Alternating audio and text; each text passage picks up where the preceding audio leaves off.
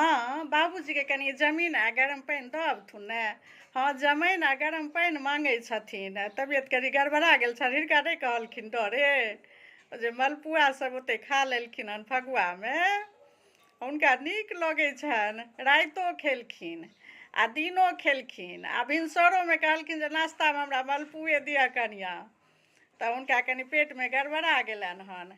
हैया लेथुन ये जमाइन मंगलखिन आ गरम पानि कनि दबथुन। हाँ हाँ, अपने गेलखिन हन दवाइ लाबै लए। आब खरमास ने माँ भेल जाइ छै, तऽ आब कनि खेनाइ पिनाइ पर बुजुर्गके कंट्रोल करऽ पड़तै। आ बाबूजीके से छनि नहि, जे चीज नीक लागै छनि से खा लै छथिन।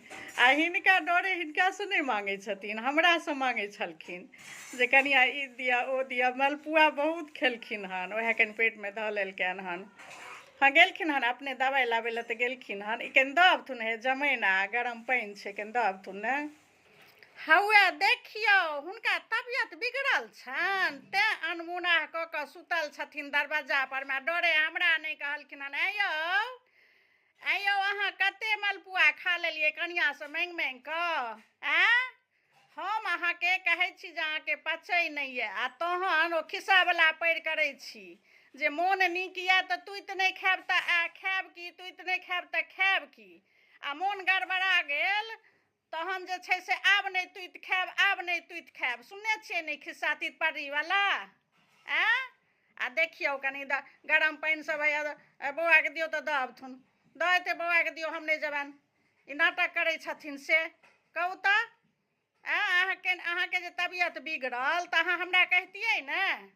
ओ खिस्सा चुपचाप कनियाके कह गेलखिन हन जे गरम पानि आ जमाइन दिअ। हिनका नहि पचै छनि कनिया, तेलवला ईसब नहि पचै छनि। ओ तऽ घीमे एगो दूगो बना कऽ दै छलियनि, बेसी नहि दै छलियनि। आ एखन अहाँसँ माँगि माँगि कऽ खा लै छथिन, बुझलियै। ई तऽ शुक्र छै जे पाबनि तिहारे बनबै छियै मलपुआ। आ जँ कहियो कालके बनायल करबै, आ अहूँके कहि दै छी खबरदार जे हुनका देलियै तऽ, बुझलियै। आब खरमास एलै हन, हुनका नहि पचै छै, बुझलियै। आ नहि पचै छै तऽ अहाँ तेल मसालाके चीज हुनका नहि देल करियौ। खाइ बेरमे हिनका खाली कचरिए नीक लगै छनि कि मलपुए नीक लगै छनि, मीठो नीक लगै छनि, आ तेल भूजलमे जतेक दऽ दियौन खेबे करथिन, बुझलियै। आ साँझके भूजा हिनका आदत केहन पड़ि गेल छनि, सब बन्द करू तऽ, बुझलियै। गेलै बौआ दवाइ लाबऽ, देखियौ। आ कहै छी सुनै छियै ने, एलियै गरम पानि लिअ, जमाइन लिअ। आब खरमास एलै, अहाँ कनि ध्यान राखू खेनाइ पिनाइ परमे। बुझै छियै जे नहि पचैए तहन खा लै छी, बुझलियै।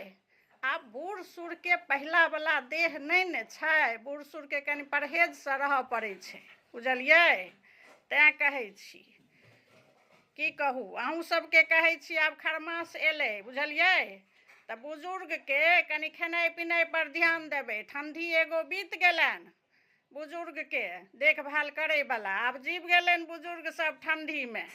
लेकिन आब ई जे खरमास एलै हन, एहिमे पेटके प्रॉब्लम बच्चाके आ बूढ़के बेसी होइ छै, बुझलियै। आब देखियौ हमरा बुढ़ाके फगुआके तते ने खा लेलखिन हन मलपुआ जे वएह पेट गड़बड़ायल छनि।